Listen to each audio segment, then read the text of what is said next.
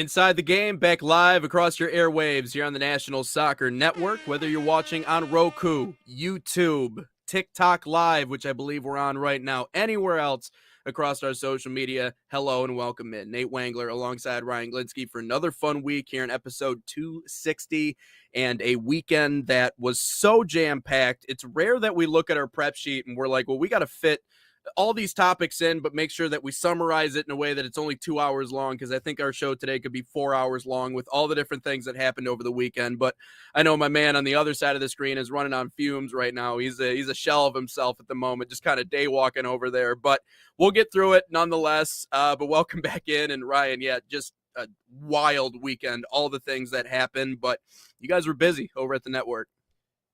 Super busy. The women's Major League and Major League Indoor Soccer Championships were this weekend. 4 games on Saturday, 2 games yesterday for the finals. And we did talk to Tanner White yesterday before he left the show, and I asked, like, hey, man, if you want to come on the show this morning, it's totally up to you. I know you're getting home late from the last game, because I think the last game ended around 10:30, 11 o'clock last night, I believe. And he was going back to Kazoo, wasn't he? Yeah, going back to Kalamazoo. Yeah. Kevin left today from Shelby Township. I don't know where he was staying, but he's heading back to Cleveland today. But we are trying to talk with at least Tanner White today to talk about more about the championships, because no better person to talk about it than himself, the SID, which you mentioned on every single broadcast, the stats information director for the MLIS. But if not, if he does not come onto the show, I will talk a little bit more in depth. Nate will basically be interviewing me for a little bit. I'll go a little bit more in depth on some of the games and what happened, what transpired this weekend. But record-breaking numbers nonetheless. 2 new champions, 1 champion from a different country. So, no, it was unbelievable weekend in terms of that. Super tired, but most importantly, the Wolverines are in the Final Four, and Michigan State lost in the Sweet 16. So, couldn't be happier. Oh, and Duke lost. So, could not be more happy than what has happened this weekend. The only thing I guess I'm a little upset about is just being tired. But other than that, fantastic weekend for us here. Yeah, it's one of those stretches that you really cherish in sports, right? Because everything is going your direction at the moment, right? The Tigers are winning. Kevin McGonigal looks great. For the Michigan God, God is our sacrilegious friend over here would say, God himself, the second coming. But, Michigan's been great. And don't forget about the hockey side of the conversation, too. For those of you who pay attention to hockey, obviously Michigan hockey going back to the Final Four. It's another one of those situations as a Michigan fan where you're just kind of like clutching your pearls. You're like, they got to get it done at some point. Like, they haven't won one since 97. Like, this has to be the year that something finally breaks.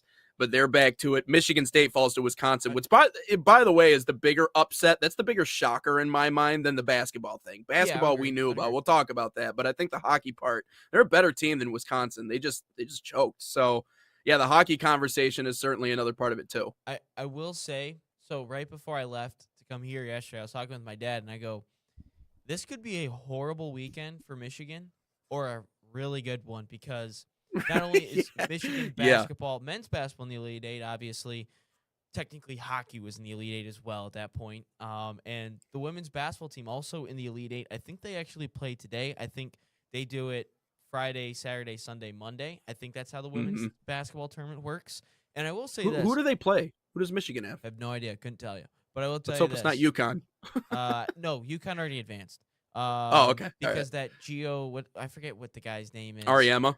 Yeah, he was bitching about something yesterday. So he always is. Yeah, he always is. So yeah, no, that was great. But no, what I wanted to bring up is I was really impressed last year of that Michigan women's basketball team. I know we're way off topic here and talking women's basketball here, but I was able to watch them one time, granted against Central Michigan, but I was able to call that game, and I thought the big three, the big freshman trio of Olivia Olson, Mia Holloway, and Silas Swords is really good. If you really want to see some really good 3-point shooting, tune in to Silas Swords from Mississauga, Ontario. She's unbelievable. She's like mini Caitlin Clark. She's really good. Yeah. Make sure you check her out. She's an unbelievable player. She's entertaining. But on the flip side, horrible weekend for the Spartans. You lose in heartbreaking fashion to UConn, and the Juwan Howard prospect that is Terrace Reed dominated you. Your hockey team loses, and then you have to watch Michigan make the Final Four and do all these great things, and then at the same time, you could have been in UConn's spot. You could have had that moment against Duke, but instead you lost to UConn. Horrible weekend for the Spartans. Potentially even better weekend for the Wolverines, but no, great weekend nonetheless for Michigan. Michigan State, on the other hand, not so much. Yeah. And I'll quickly mention this before we get to the soccer conversation, because I know we want to talk about the buzzer Shout beater. Out Bank. Well, not the buzzer I really beater. needed you today. Bang! Really needed you today. That stuff. I think I'm that on stuff, man. 3.5 hours sleep right now. Shout out to you guys. I will never forget. I'll quick work this story in before we get. There was one night, I was with my ex. I was living with her at the moment. She's walking down the stairs. Is he messing around in the background? Something going on? Yeah, there? he said to stop flexing. So the bit between John and I. So John, no, not that flexing, not that flexing. Oh, John okay. likes to say. John likes to tell everyone what time he shows up to work. Oh, I woke up at this time. Boy. I showed up at this one. And now, okay, boomers, now he's man. getting up on screen here in a second. But boomers, man. And I said 3.5 hours of sleep. So he opened up the door and said, "Stop flexing." Well, what? He's just hanging out off to the side. I know he's standing right by you too, because you're getting all like you're like moving away from. Yeah, I know you're all guarded at the moment. But yeah, sorry, John distracted. Okay, you're good. He left the room. So, you're good. You're good. Story. No, there was one night I had to. My ex I was living with at the moment. She slipped down the stairs. I had to go to the emergency room. Long story short, I think I got 1 hour of sleep that night. Quick little nap, and then I did the whole show with JT in the morning. So I have been in the position before it has happened, but it's all right. Bang will get you through. Bang makes me want to swerve into oncoming traffic. It gives you so much freaking energy. Caffeine, dude. It's terrible. That took a turn. I don't drink Bang anymore for that reason alone. It gets my heart going too much. But hey, man, as much as I don't want to talk about this today, I just, sometimes certain things happen. You just want to let it live in the past, but we can't let it live in the past. And especially when it comes to the U.S. men's national team conversation, what happened to Belgium over the weekend. And I said this on the podcast before, and I'll reiterate it. And I still stand by what I said, because I do think it is true. To anyone who's played organized sports, Ryan, myself, anyone else, even at just like the high school or club level, there is nothing that will cleanse the soul more than just getting smacked around.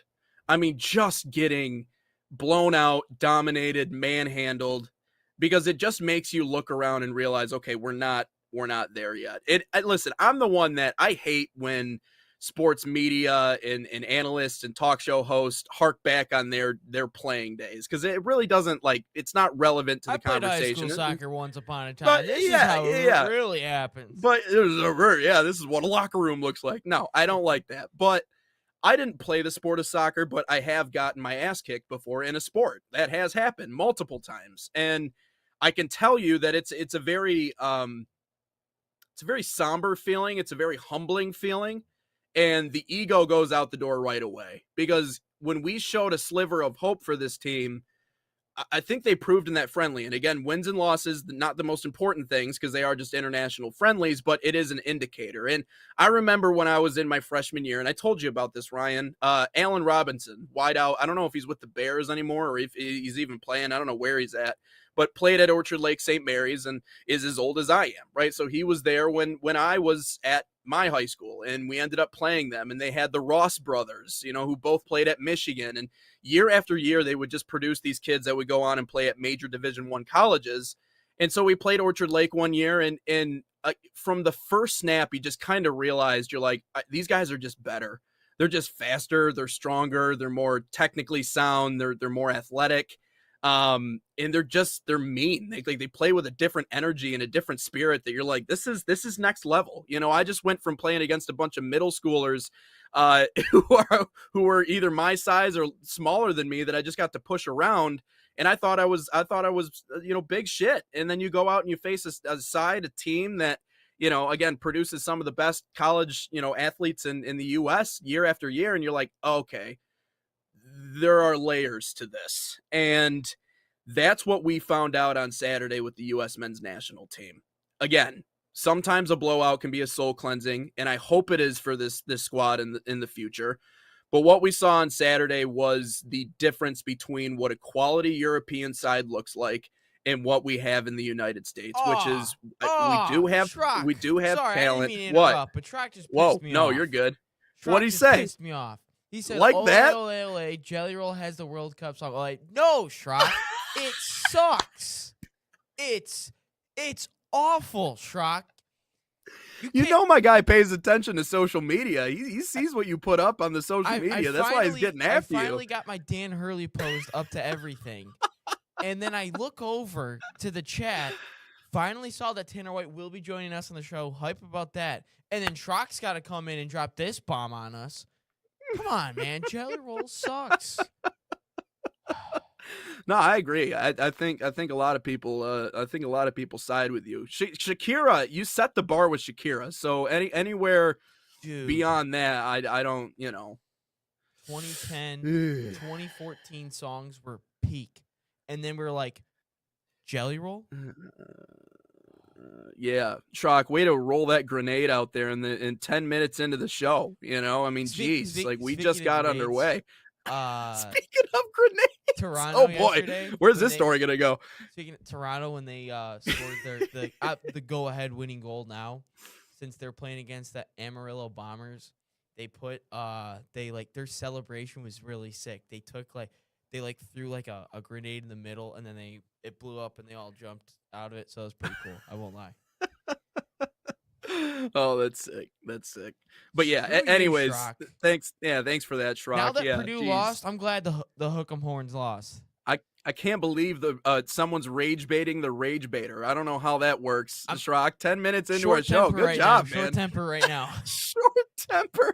He's running on 3 hours of sleep. He can't stand it. But no, dude, that on Saturday. That was a thorough ass kicking, through and through. And it's funny because the first half was it's amazing to see these European sides because there is really a feeling out process. It's almost like they're gathering information as they go. And that's what that first half felt like. Belgium waited us out, they're feeling us out, okay? Yeah, and then in the second half, it's like they just attack and they just dismantled us. And I don't know what was discussed at halftime, but frankly, I don't really think it matters what was discussed at halftime because I always got into this jousting match with Jonathan Turner once upon a time because he would always say the same thing. And I thought it was very reductionist and it wasn't good for conversation, but he would just say the same thing and he would go, listen, we're just not good enough.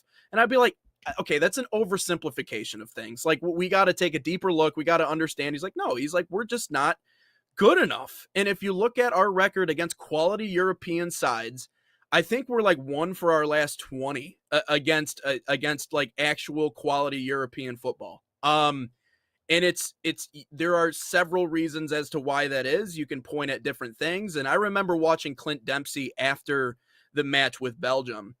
And it's always fun watching the live reactions because it's a lot different than the social media stuff. You can carefully cut up clips and make it look a certain way. I know how it works. But Clint Dempsey just goes, the difference is that they're patient, they're methodical, they don't make mistakes, they're calm, and especially in scoring situations and in scoring zones. Like, it's just... And even Christian Roldan said it after the game, like, it's the same quality you see in the Champions League. It's the same quality you see in the Premier League. And we're just not used to seeing that level of play. And I think more than a few players got exposed. Christian Roldan got exposed. Tim Ream, I don't understand why he's on the pitch. I mean, I get it. Like, he can be a clubhouse leader and a guy that is great for this team in terms of the emotional support and the leadership and the veteran presence. That's great.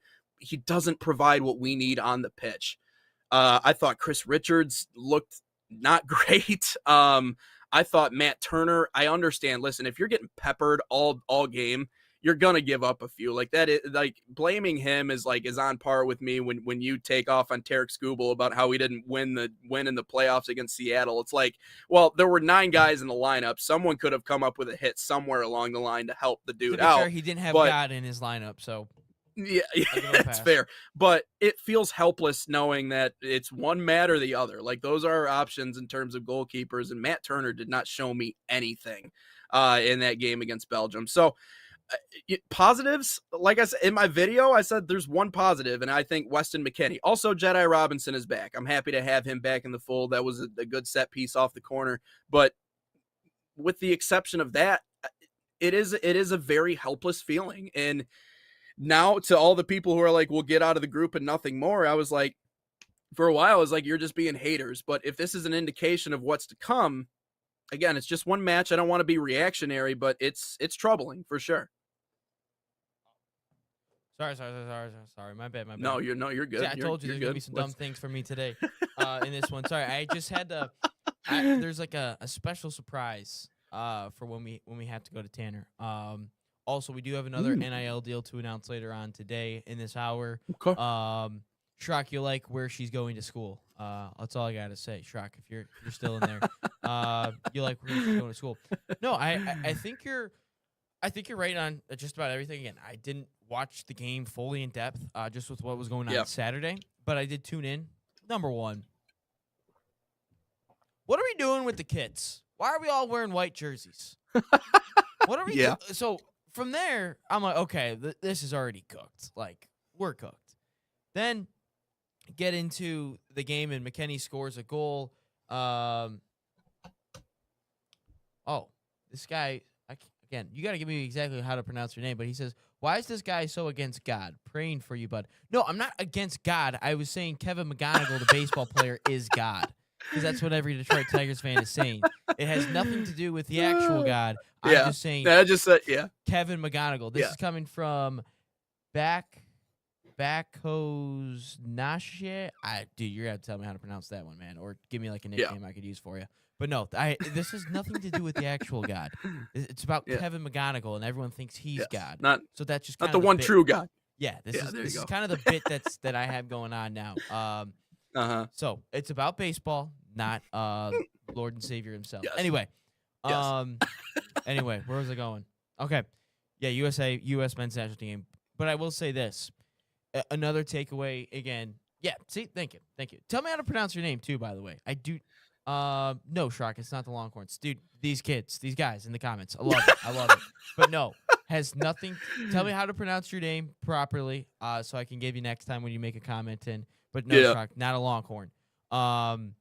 It's another school that I really hate. Anyway, down in Indiana. Anyway, potentially South Bend. Sounds like it. Or Munsing.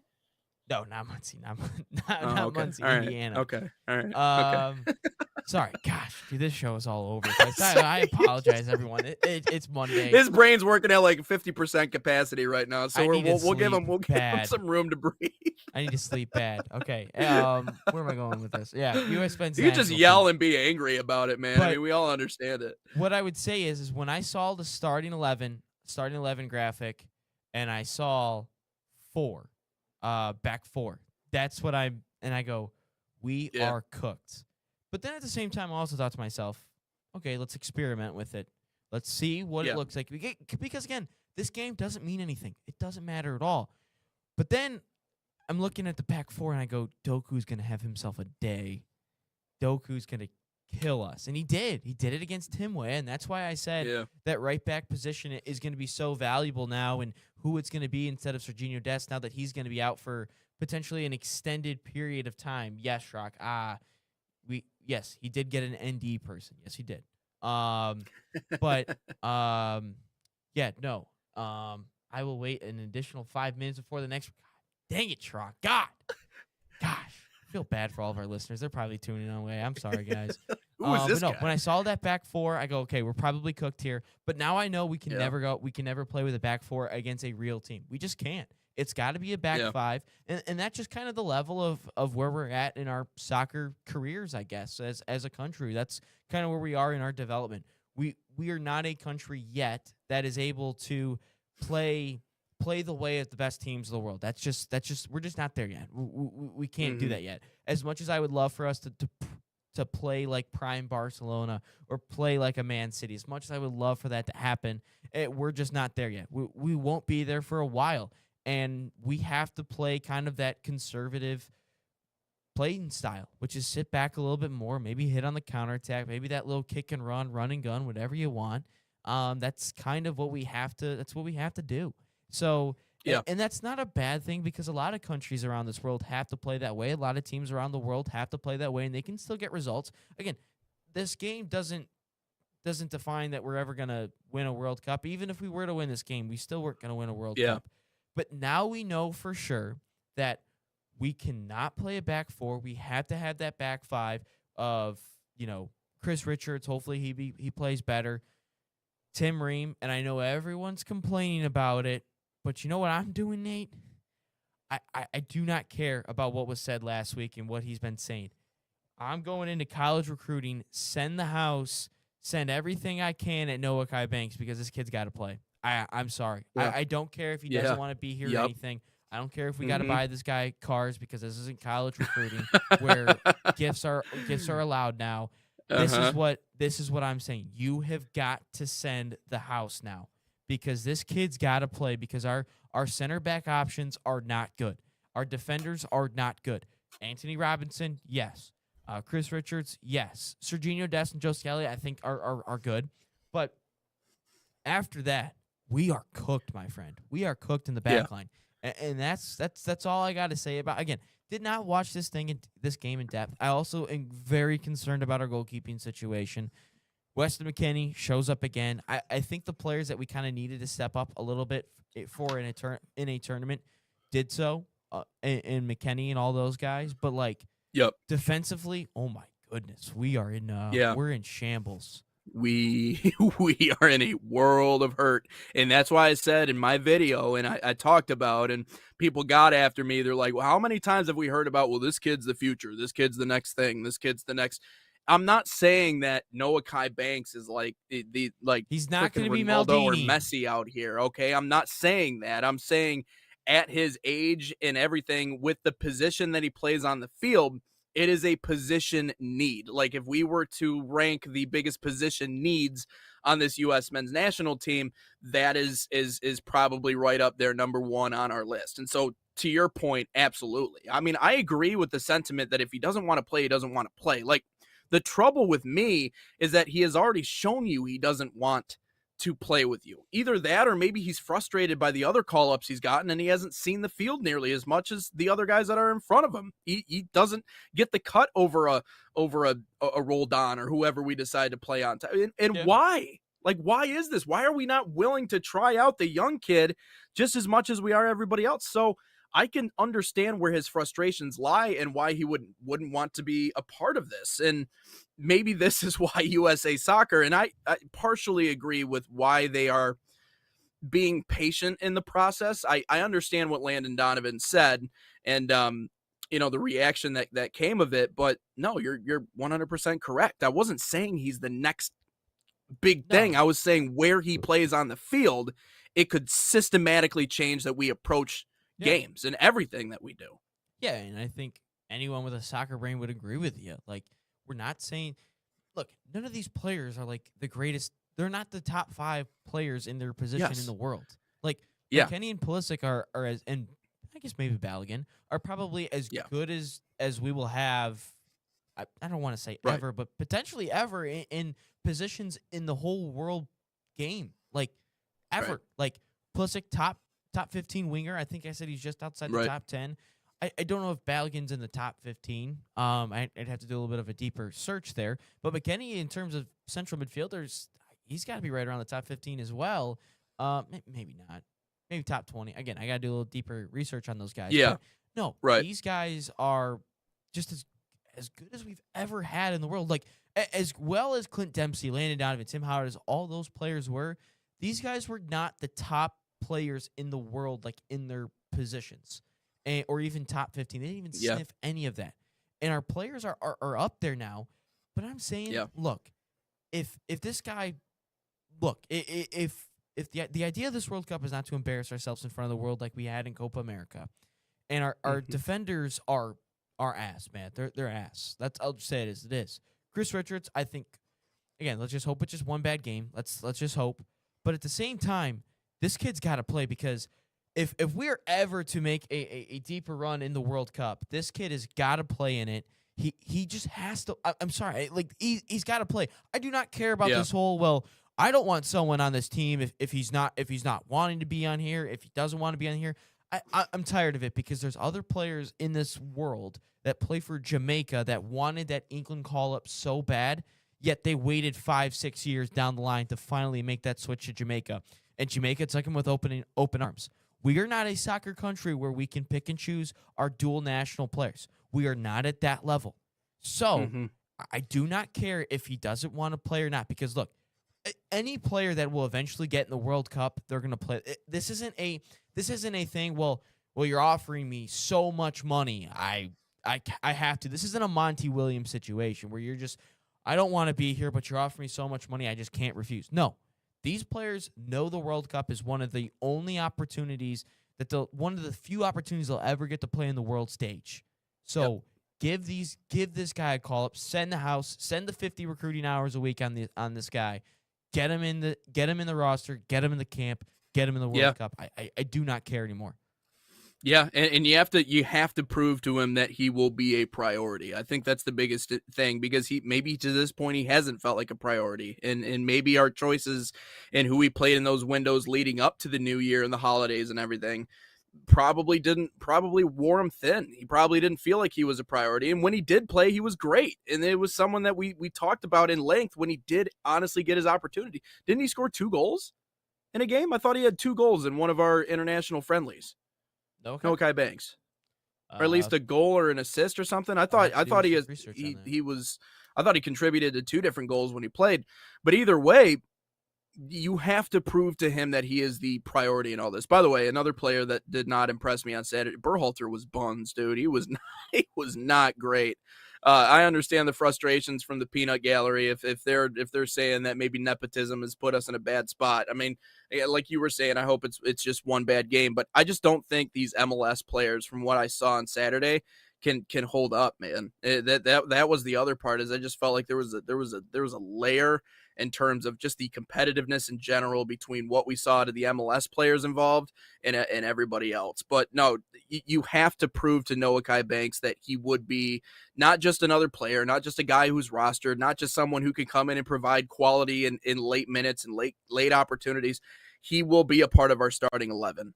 You have to prove to him that will be the case, And listen, we're not going to beat teams based off of talent. It has to be a collective effort alone to win on talent alone. Nice. Good pull. But we have to beat other countries in numbers. That's the only way we can do it, is by everybody moving as one. And in order to do that, we have to have guys who have the legs to be able to hold up in big time situations, which defensively we just did not have on Saturday. So Tuesday tomorrow is going to be real interesting. We'll see how all that pans out, but it'll be a test for sure. Yeah, let's step aside. We got Tanner coming up. All right, let's Tanner do it. Will be coming up. Let's step aside and Nate Sounds tell good. us about Bayern Munich. Tell you about Bayern. Let's do it. FC Bayern Summer Soccer Camps, proud sponsor of the National Soccer Network, fostering football excellence across North America.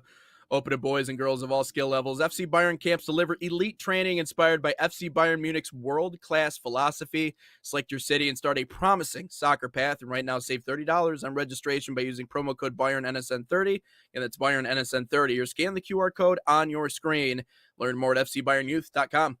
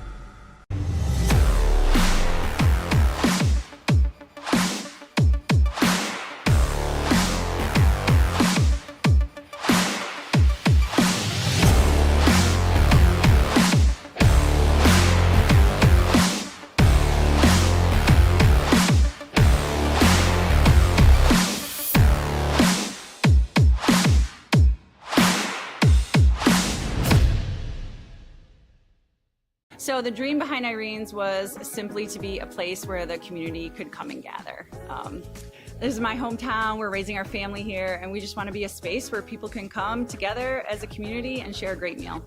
We've got golf simulators, we got pinball, live music, trivia nights, but we also have fresh, always homemade, locally sourced food, and we serve it with a sense of Gemütlichkeit. This is a German word that conveys a sense of warmth and coziness and belonging. We're excited to show off how we're growing and that this is the place to be. Back in live inside the game here on the National Soccer Network, Monday edition here, episode 260. Go to Tanner, and that's what we'll do. Indoor Insights with Tanner White. Ryan crossed off. Tanner, did you see what I did there? I'll talk to both of you. Thank you very much for the crucial cues, guys. Look, it's been a long Nate, weekend, and so maybe Nate, if you didn't know this, so when Tanner and Kevin were commentating, John wrote "Go to Ryan" and all of these. I won't flip to the other one either because that one's kind of gross. But no, so I saw this. It was sitting right next to me here, and I go, dude, let's go to Tanner on this. So I just crossed out my name and I put Tanner on it. So. That's so funny, man. And Tanner. I can totally see JT doing that in the background with a big old sign. Go. So did we. Don't you worry. Oh my goodness gracious. What It's always light and fun over at the National Soccer Network. And we like to keep it light, have a good time. So Kevin's in the chat. What's up, Kevin? Talk back can be tough. What's going on, Kev? Appreciate you joining. But welcome in, Tanner. Are you doing all right, man? Are you running on like 2 hours of sleep right now? Did you get any shut eye last night, or how are you feeling? You know something? I've got some beef with 96 trying to get onto the highway there, and nobody told me that was going to be closed. A little bit of a detour. Got home. They never do. You're talking. Yeah, right. Yeah, no, I saw that on social media. There was something bad that happened there, so they had to shut it down. So yeah, no, I did. Yeah. I did see that. It's great to figure that out on the fly as you're trying to go home after that MLIS final. You're like, little delayed, little detoured. Let me tell you something. You bring the lifeblood in the morning and a little black coffee, I think we'll survive. So Kevin said, I said, safe travels back to Cleveland because I thought he was leaving now. He says, I have made it back to Cleveland and already working, LOL. Making great time, Kevin. You made great time today. Hopefully, the Browns fans aren't giving you any issues here this morning. And talk about your no rest for the weary. I'm sorry that you have to do that, Kevin. Yeah, and go Cavs. Unless you're playing the Pistons, then we might have a differing opinion. But yeah, good luck and great job from Kevin and really the whole crew and you guys. And I know we're tired. I know it's one of those days where you probably feel drained after everything that happened this weekend, but all for good reasons. And all signs really point to this league doing some special things. I'll just start off with your overall reactions from what the weekend was and what you were most impressed by from what you saw on championship weekend. This was bigger and better by miles than anything we've ever done in this league before. I mean, the record views, that'll show. The presentation of these trophies, the way that was captured, and I thought we did really well on that.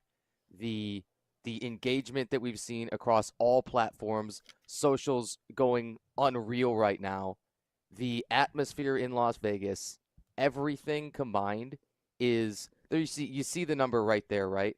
And I'm glad that it's huge. I'm glad that that's taking up a lot more of the screen than I am. That's a nice little metaphor because I just wanted to be a part and was so incredibly grateful to be a part of something so much bigger. It's only going to go up from here, guys. And obviously, when you get a number like that, it is shocking to see just how much and just how it has grown and just how big it's gotten.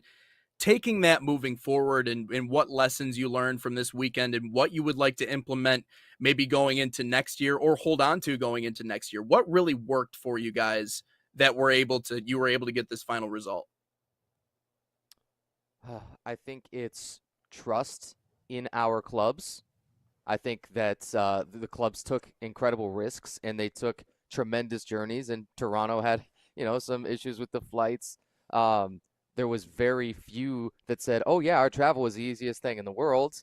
I think that we ask so much of these clubs every single weekend, and I think Fort Wayne's one of the best examples here, where they knew that their travel situation was going to be difficult. They knew that their roster was going to be short. They knew that they had some of the longest flights and things, and they made it there. And they had 1 week's notice to get everything set in stone there after they had just wrapped up the regular season and beaten Chicago to get into the tournament. It's like, okay, we'll see you in Vegas, figure it out. And they did. And that was incredible. Yeah. I think it's all down to owners, captains, and our players that took it upon themselves to make this the best possible event it could be, the best possible weekend it could be, and they showed out. I think one way to have a great event is hopefully Kevin. Okay, Kevin is in the chat still, so this is a good shout out for him. He's talking about the Cavs. He said the Cavs can't defend.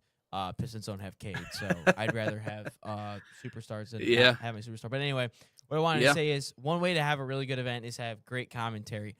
I don't think I've ever listened to a broadcast, but from anyone, and you and Kevin had some of the craziest one-liners, pop culture references, movie quotes, and just we had Ozzy Osbourne shout-outs. We had Hangover shout-outs, which that was the best one by you, Tanner.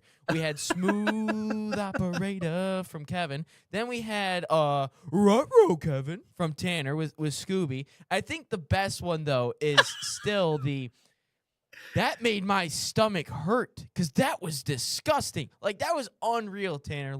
You guys were so conversational, so many great references. I thought you two, which you guys had 6 games. I don't even know how in the world you guys got through all those games this weekend, but you two were unbelievable, and I just thought it was so conversational. We got every goal in terms of the play-by-play aspect, but everything else was so conversational. You brought up the league in really good aspects, and I think you guys delivered a great product on air. So shout out to you and Kevin, Tanner. You guys were great.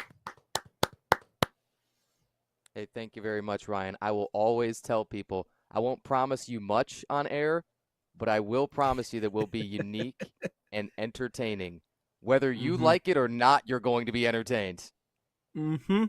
Yeah, and being conversational is important too. And so I think you guys did a really good job relating to everyone on that front. So yeah, that was awesome. That was really entertaining. But I guess that brings me into my next point. This kind of media partnership, with the National Soccer Network and, being able to live stream and broadcast the games. I think it's really awesome. And I talked to JT about it, what we are able to do with our remote studios and being able to provide those experiences for our customers and for our fans. And it's been a really fun partnership to be able to see it grow. And obviously you and Kevin did an unbelievable job, like Ryan mentioned. How important has that partnership been in really being able to produce these numbers? It's everything. Our league YouTube channel, we love that. I've been telling you guys for quite a while that that's my baby, and I have so much fun putting that channel together and managing it. But when it's time to take that next step, when you know that the eyes should be on you, and you know that you have all the potential, and you know that you're doing this weekend bigger than ever, and you're in Las Vegas, and these lights are so bright, we had to do more. And that is all down to Mr. Jonathan Turner. And we got to tip the cap to him. The numbers tell us exactly the smash hit success that we were able to pull off. And I don't think that there's any reason to slow down now. I think, let's do it even bigger and better for next year. Have you already seen some response from other teams or people who are looking to get involved in this since championship weekend or since yesterday? You know something? Not yet. But this is day one of what's going to feel like a handful of weeks of the offseason. You know what I mean? We're going to be turning around, and by the time it's time to put the schedule out, say September for MLIS for this season, it's going to feel like we were just there in Las Vegas. I think that this is rapidly coming when people go back and they watch these games on demand and they see the product that was out there, not just from the studio, but the product on the field. More people are going to have to be involved because this is for real, and we're doing this at a higher level, I think, than people could have ever anticipated. Tanner, I thought that when the women's side, Salt Lake City, Utah Uprising, they get the victory, and obviously there's cash prizes, there's checks, and I thought it was a really good gesture from the league to also give them the same amount that the men's side got. What were your thoughts? Because hey, $25,000 is a lot of money. What did you think of that gesture from the league? I think that's crucial. I think that these leagues are under that same banner of MLIS, but that the maintaining the equality of the two is paramount to the success of us going forward. I think that I want to see the same pace of expansion. I want to see those same kind of numbers that we were able to do over here on NSN. I want to see the same kind of numbers on the YouTube channel between the two. I think that the on-field product is undeniably just as good, is undeniably just as fascinating, just as explosive. I think that there's the star power that was on display from this champion club, Salt Lake City. It dropped my jaw often, and you don't really see that too much from me. I'm a fairly, calm and level-headed kind of guy on the mic, and then I've never seen some of the things that they were able to do. Dominique Estrada, 9 points, 8 goals and assists in that semifinal match with Fort Wayne, and I was like, okay, our previous record was 6-7, all memes aside on that. And then Estrada just does things that we've never seen before from so many different angles. Her shot chart, is looking like a Stephen Curry over there, and just forget about it. It was one of the most historic performances that we've ever seen in one of our biggest matches. When you look at what this will be maybe a year from now, and I know it's hard to imagine, right, because you just got done with it, and what an amazing season it was. And now you kind of have to unpack everything that this year was in order to figure out how you're going to move forward in terms of what's going to happen next year. Is there anything else you would add to the experience? I know we talked about what happened and what worked, and you don't want to fix something that isn't broken. Clearly it isn't broken because of the numbers you guys put up. Is there anything else you'd like to add or maybe change about what this tournament was coming up next year? You know something? People know this about me. My number one thing that I love about game day is interaction with people. Interaction with fans, players, coaches. I would like more of that. You're talking sideline reporting from everywhere. Can we get, as much of that in on the broadcast as possible? Of course, it's going to depend, right? What's our venue? What's the speculations of the broadcast in the first place? What's our technical ability to pull some of these things off? Cues for it. Yes, right. Yeah, where's our big board? Have a big easel, and yes. Because how else would they know? That's what I'm saying. So that's something that I would like to work in, because it is that's my passion. Yes, I'm a broadcaster. Yes, I do play-by-play and all this. However, it is well known that that players, coaches, and fans, that game day experience is the best thing. And I think it's the best thing about sports is we do have this fun job. We do get to, often be in the studio and see these fantastic camera angles and replays, and we get to celebrate these players, but there's so much more to sports. And without fans, without people showing up, without, even our players on the bench, can we, get them mic'd up? There is no game. Yeah. And we talked about the arena atmosphere really makes it just that much more, that much better. It's hype, it's fast paced, it's energetic. And so to capitalize on that would be huge. Absolutely. Tanner, not to get into any specific games, but of all the games that we saw this weekend, of all of it, is that kind of what the league wanted to showcase this weekend, or did they want it to be something different? Or, I mean, because to be honest, I thought all the games had some crazy storylines and were competitive for the most part, but is this kind of what the league wanted to showcase, all their best teams? My guess is this is the best that we could have done. The storylines across every different game, they were juicy. Many of them were already written for us, and we kind of knew what we would be in for with most of these clubs, right? But the way that each game unfolded and the stories that we were able to tell within them, Mr. Kevin Arnold and I, it was I mean, just sagas and lines and lines and chapters all the time that we could have written about each match because there was just so much to say and they were so unique in each one of them. I think we ran the entire spectrum or the entire gauntlet of outcomes throughout the weekend, and we couldn't have asked for anything more on that. Well, it's the same madness we always come to expect in March, this time with the indoor soccer game, and clearly you guys did really well. So just wanted to say congratulations to you, the league, obviously everybody over at the National Soccer Network, our good friend Ryan. Both you guys need a day off, all right? Take a nap, go take a walk, or do something else. Take some time for yourself, all right? Because it's been busy. Yeah, it has been nice for sure. But we appreciate your time, Tanner, as always. Ryan, we're taking tomorrow off then? Yeah, there you go. Tomorrow will be the day off. All right, copy that. But we'll talk about some of the results and the games and everything that happened coming up later on this week. But hey, man, congratulations on everything and best of luck moving forward as always. Ryan, Nate, thanks so much. Let's do it again soon. Appreciate you. Yes, sir. That's Tanner. You're on Inside the Game. I can't wait to put that sign up on Friday again too. It's gonna be so sweet. That's so funny. That's so funny. Kevin says he'll take a day off Saturday. LOL.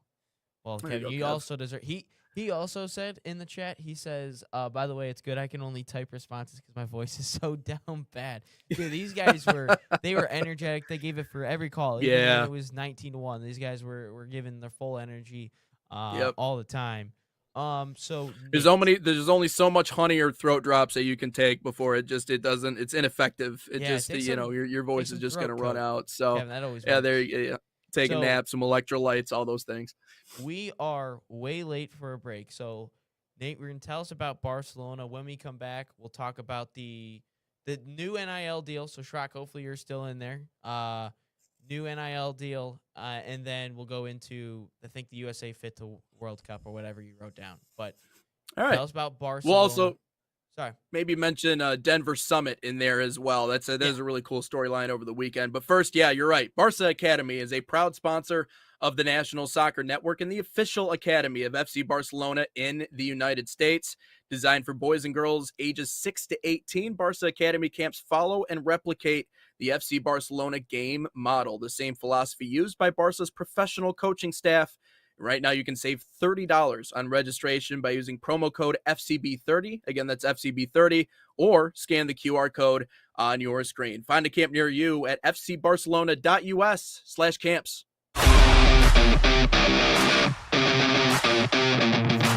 In Barca camp, I sing my song Grown on and off of the field.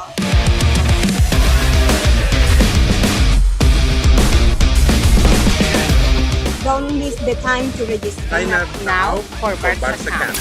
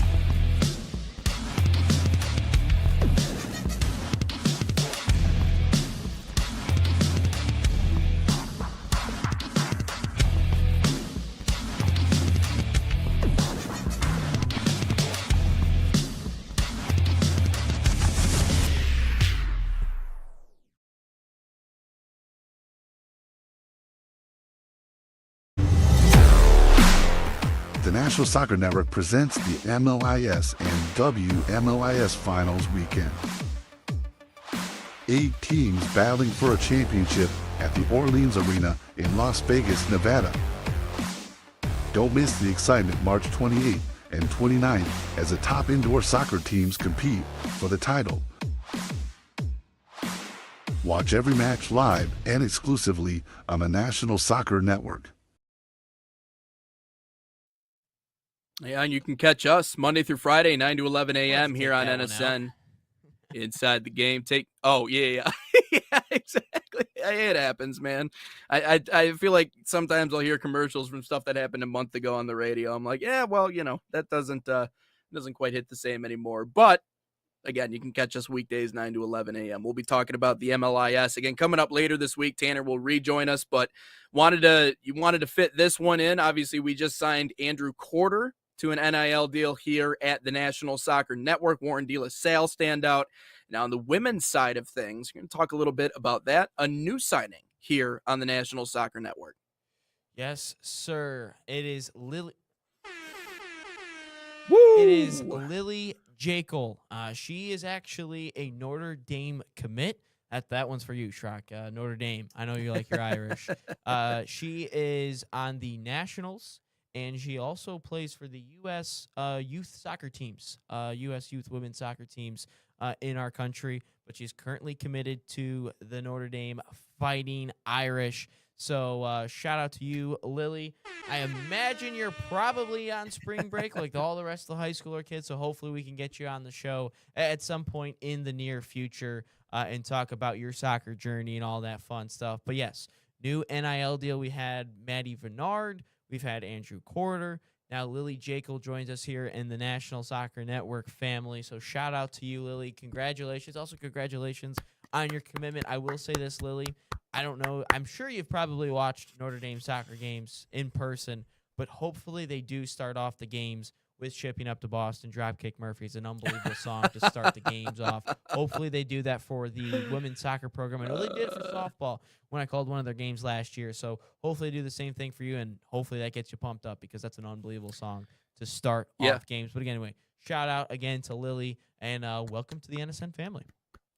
And hopefully they Blair Freebird if you score with the youth national teams. Hopefully they'll give you that courtesy as well, because you always deserve it if you wear the red, white, and blue, and if you do something good, you got to hear Freebird. That's the expectation. Soccer kind of need a different song than Freebird? I don't know, like man. I feel like that should be our exclusive.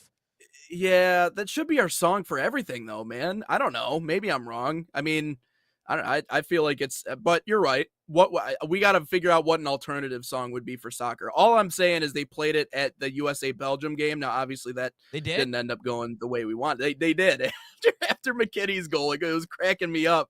They were blaring Freebird in Atlanta, so I was like, okay, not as cool when you get beat 5-2, but no, Lily Jekyll is great, man. And I was talking to JT about this deal last week, and he was like, yeah, she's the best the state has to offer. So for her to be with us and be on that program now, and just another young athlete we're given an opportunity to, so that's great. Obviously, she's created a lot of good fortune and good luck for herself too. So Notre Dame's, I mean, you can't really ask for a better program than that. That's pretty cool. So beautiful congrats, Lily. As well. And yeah. Oh, people take their wedding pictures there. They're not even associated with Notre Dame. They'll just go down and take their pictures there because it's that pretty. But yeah, congratulations. And yeah, good. Best of luck with everything moving forward. Yeah, hopefully we can get Andrew and Lily on the show at some point in the near future. But again, they're probably on high school spring break. So lucky you guys. Have fun. Stay safe.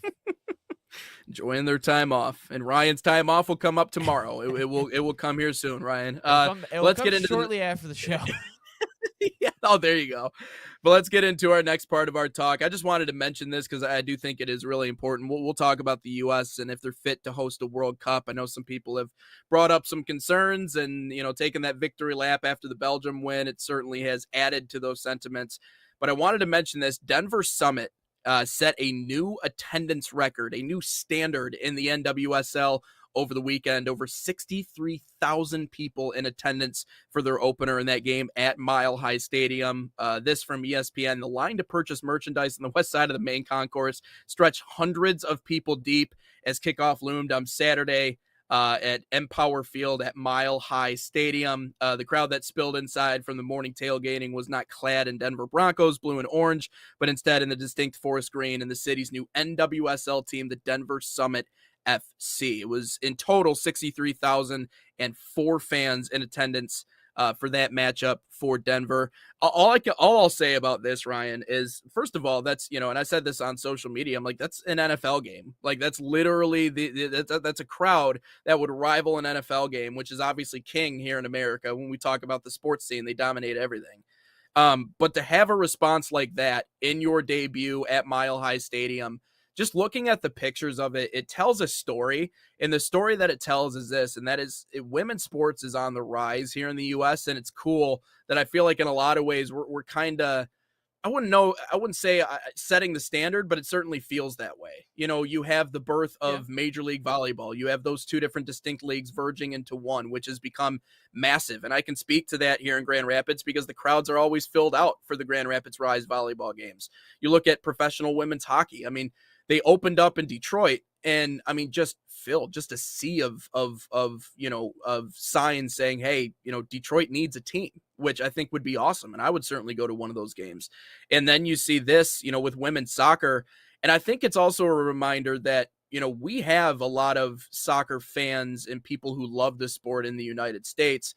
We're just disjointed. And it just so happens that our men's team can't figure out how to beat a quality European side, but everything else, all signs point to two things. Number one, women's sports is not just on the rise anymore. I feel like it has exploded onto the scene. And I don't know how that it's happened so recently and so quickly, probably because of the more media focus, probably because more media is actually taking the time to highlight women's sports.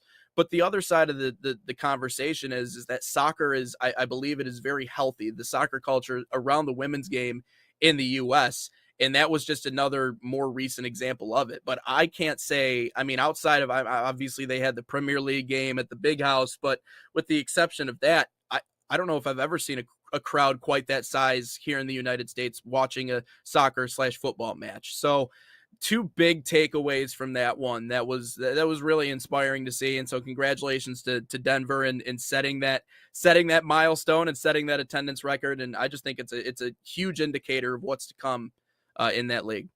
Yeah, also Manchester United, Real Madrid, shout out back in like 2013. I was at that game at the Big House. That's true. Yep. But forgot to mention, we have interviewed a Denver Summit player on this network in Jasmine Ike back in January, I think. It was January. And right after the championship. Unfortunate news for her because she was the Mac Herman Trophy winner. I think they lost in the finals. I don't remember. But anyway, unfortunate news for her. She did tear her ACL just about a week ago, so she will be out for the season for her.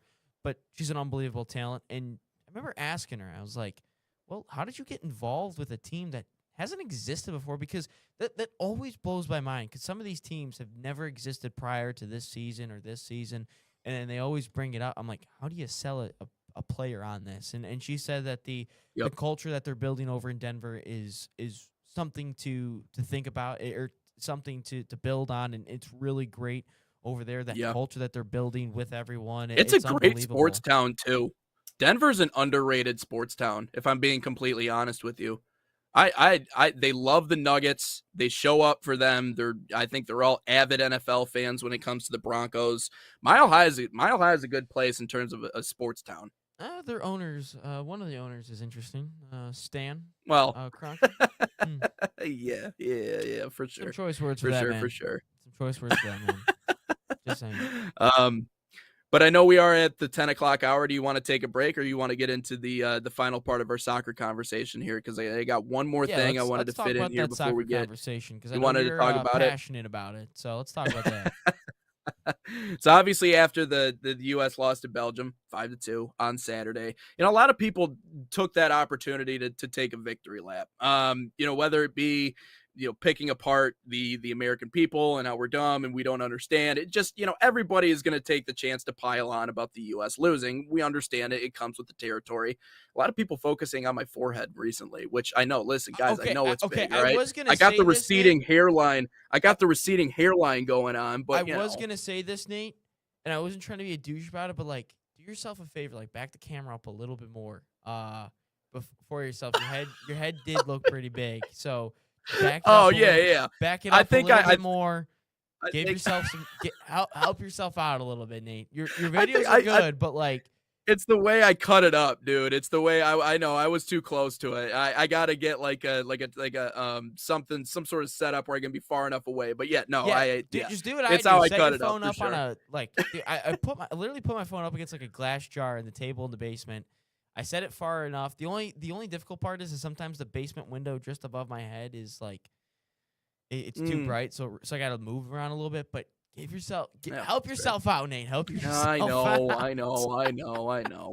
But one of the other things that they were mentioning in the comment section was how this World Cup is going to be a disaster because the US is a dangerous place and it is not fit to host a World Cup. If you want to complain about the camera angles and how it looks different in these NFL stadiums compared to maybe other stadiums across the world where, it is soccer specific, football specific, there's an argument there. I might be able to give you something. Frankly, I think you're being nitpicky, if I'm being completely honest with you. And I think you're just looking for anything you can to bash this World Cup. But that's a separate conversation if we want to get into that. But to the crowd of people that I've seen, and they're not alone because I've seen this comment multiple times from multiple people, is specifically the keyboard warriors, the social mediaites that don't do anything outside of be on social media all day, every day and look at the news and everything that's happening in there. And frankly, I would argue, have never been to the United States. All have the same thing to say, that we are not capable of hosting this World Cup because there is this existential danger and threat that people are going to face coming to the U.S. I want to qualify all of this by saying, listen, I know the issues that we have going on right now. And frankly, you can't paint all of us the same way because a lot of us know what's happening, but we're just helpless to do it. Like, I'm just a guy that talks about sports every morning and I enjoy that. I enjoy my life. I enjoy what I do. And unfortunately, as much as I would like to, take up arms and take a stand, that's just not, unfortunately, that's just not going to happen. Right. So we realize what's going on. And so I wouldn't paint all Americans the same way, first of all, before we get into this.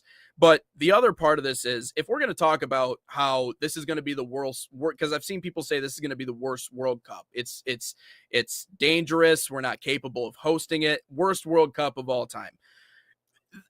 That is, again, try not to tear a ligament with that stretch, and here's why. If you think the U.S. is too dangerous to host a World Cup, let's just talk about some of the other examples of places where this tournament has been held that have had, maybe some bigger issues than what we have going on right now. How about Brazil? Crime, civil unrest, infrastructure failures, worker deaths. I mean, you want more? Is that enough for you? I can go into more if you would like to. I'd say it's enough. Brazil was a systematic and utter disaster. FIFA did everything they could to put lipstick on a pig, essentially, in Brazil because they didn't want you to see the other horrible things that were going on in that country. How about South Africa in 2010? I know Shakira did a great job, man. That song was great. Unbelievable kits, man. Really fun World Cup. South Africa remains still one of the most dangerous countries in the world. It still has the highest global crime rates. Fans were victims of robbery, theft. Yeah, okay, it sounds wonderful in theory, but just because it isn't the United States, now we're just not going to pay attention to that part. Yeah, FIFA understood the dangers in putting that tournament there. They didn't care, and people paid the price for it. How about Qatar? I mean, yeah, okay, crime was low. You didn't really have a whole lot of crime concerns, but when people die, and not just some people, but thousands of people die building the stadium, yeah, there's some human right concerns when it comes to that, but we're just going to pass it off because it's FIFA. And whatever, at least we get to have our entertainment. And that's only the top of the list. There are other examples on that list.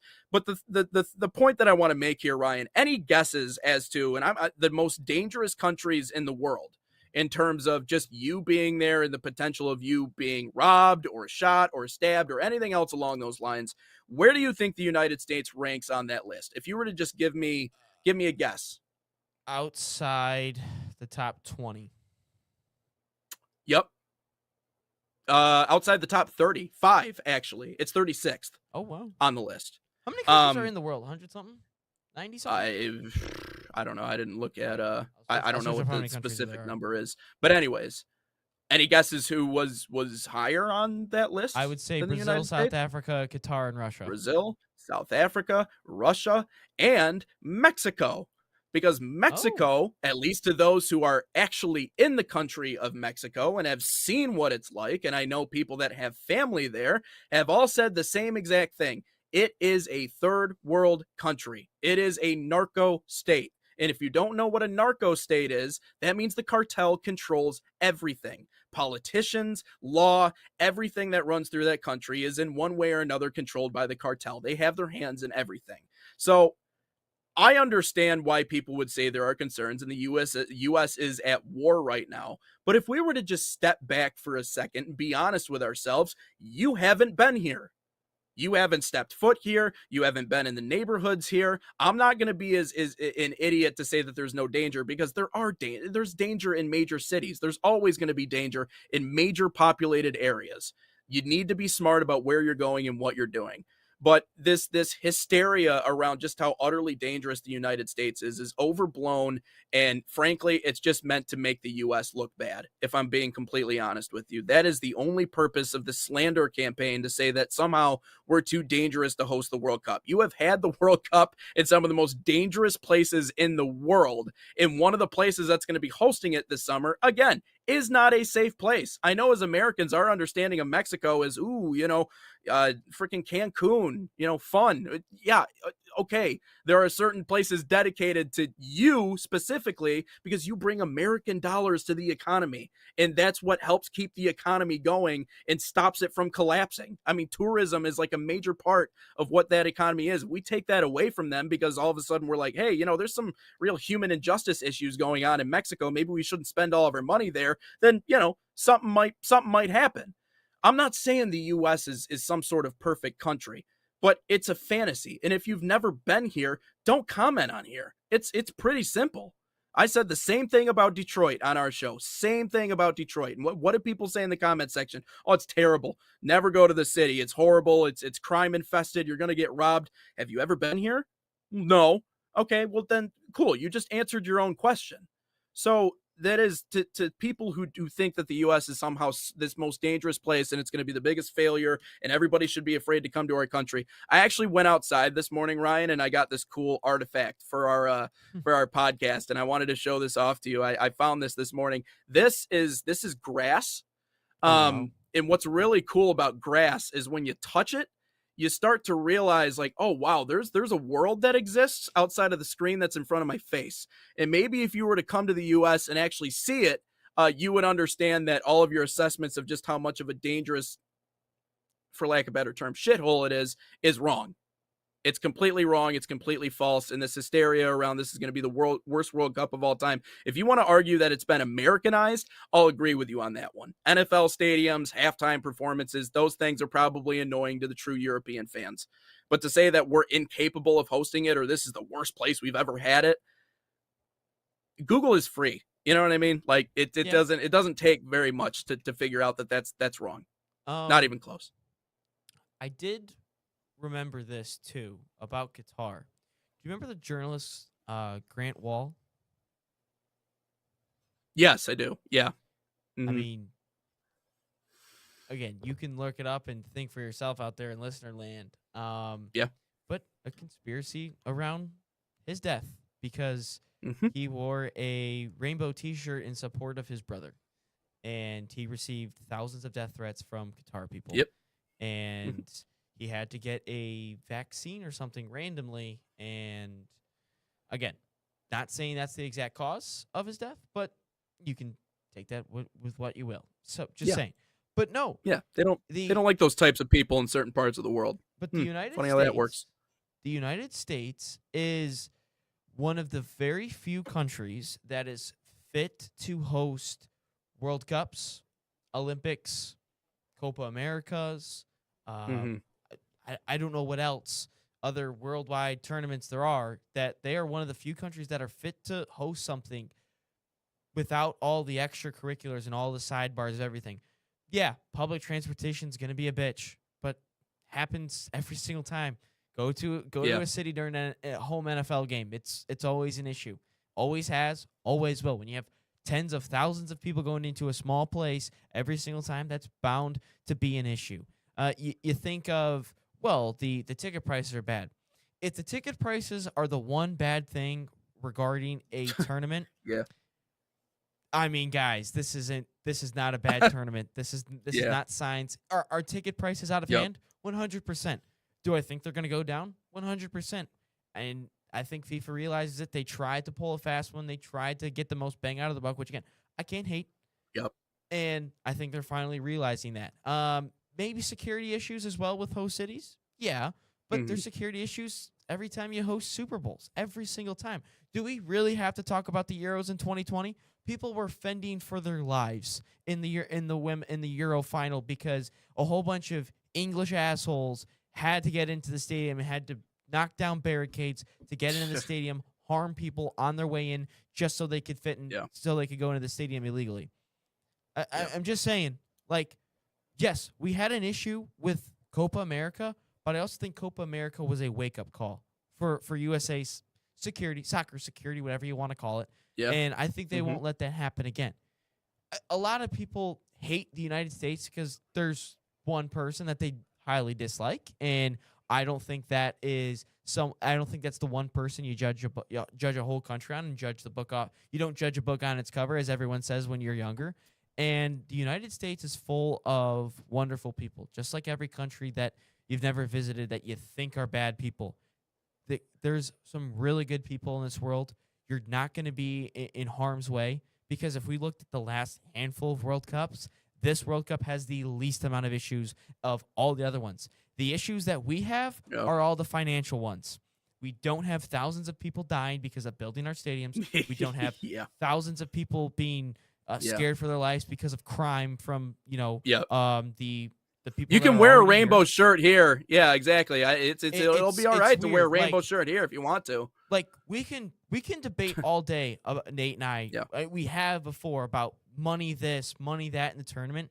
But if we did this, if this podcast existed leading up to 2022, we would not have been talking about money issues. We would have been talking about deaths of thousands of people and the horrible work conditions that these immigrants signed up for, because these guys signed up for regular work hours, I would say. Right. And they get there and they're not even allowed to leave the country. They have to get this thing done. So, and then, just so you guys know, when you spend all these years in hard work and losing coworkers and losing friends, maybe even family, building these stadiums, right when this tournament's done, we're not using them ever again. Just putting it out there for you guys. Just like when you guys die building these things, we're not using them again. Yep. Oh, in the United States, you're telling me that these stadiums are used for concerts, NFL venues, Super Bowls, playoff games? Wait, that's what these stadiums... Wait, so you're telling me all these stadiums that are built we're going to use for other things? Not just one time? Oh, wait, Brazil, when you host the World Cup, we're going to put a massive wall up for everyone coming out of the Rio airport to block all the poorhouses so you guys don't see that. We're going to block all that. Yep. And then once everyone leaves, we're going to tear it all down again. Oh, and then by the way, we're not going to use any of those stadiums. Just saying. Like, this World Cup has the least amount of issues. Are there some issues? Yeah, every World Cup's going to have it. Every tournament's going to have it. But it's financial issues. It's not life or death. Just saying. The selective outrage from the peanut gallery, the beans and toast committee is really just amazing to me. You know, to pick and choose what is a problem in your mind, and to just ignore some of the glaring human rights injustices that have accompanied previous World Cups before this one, and to somehow put the U.S. on par with that is just mind-numbing to me. Because you're right. Our biggest issues are the most fixable issues of all time. Lower the only your reason ticket why prices. they're highlighted. Yes. The only that's reason what why you they're gotta do. highlighted. Like, that's our issue. That's our biggest issue. Yeah. And people don't think we can host it. Yeah, public transportation is going to be horrible, and especially in the LA Summer Olympics in 2028. It's going to be horrible. But if that's our biggest issues, I think any person could live with that based on the history of these tournaments. And the best part is, Nate, is we still use these things that people built. There is probably nothing that is more like discouraging and disheartening for so many people building stadiums. Know that in a month time, no one's using this thing again. Like, you're telling me I spent... or just that your life is worth less. Like, people dying from working conditions means that you are putting them in positions where there's no workers' rights. Like, they don't have unions, they don't have someone that they're a part of. Exactly. Like, here in the United States, our construction workers are taken care of. Like, they're actually paid and compensated for the work that they do. Like, we're not enslaving people to build something. So again, it's nauseating to listen to these people who are like, the US is not capable of hosting it. No, you're just a hater. That's all you are. You don't like us for one reason or another. Again, I'm not saying that you're not right in your frustrations with what's going on or what's happening in the world. And we don't want to dive into politics on this show, and nor do I want to dive into politics on this show. We want to talk about soccer. We want to talk about sports, but y'all want to bring it there. March. Yeah, exactly. But y'all want to bring it there. Y'all want to put all of that on us. Believe me, you can't paint every single American the same way, okay? We're not in a country full of clones. Like, we have individual minds and thoughts and opinions on things. But again, if we're going to go with human rights things, you can wear a rainbow shirt here. You can be who you want to be here. Like, this is like, it's not, unless you're creating a havoc, which is obviously is a different story. But no, I think it's ridiculous, and I think it's overblown. But let's take a break. When we come back, we'll get into our all sports content, because we certainly got some other things to talk about with the Final Four and Michigan State bowing out. Michigan, what an unbelievable weekend for the University of Michigan, and all the other madness, including the Duke UConn final in that last shot, which will live in infamy for one of those schools and will forever be remembered on the other side. But first, Man City Soccer Camps are a proud sponsor of the National Soccer Network, bringing world-class training inspired by Man City's global football philosophy to players across the U.S. Open to boys and girls of all skill levels, these camps focus on technical development, decision-making, and playing the game the City way. Right now, you can save $30 on registration by using promo code MCNSN30. Again, this MCNSN30. Scan the QR code on your screen. Find a camp near you, usacamps.mancity.com.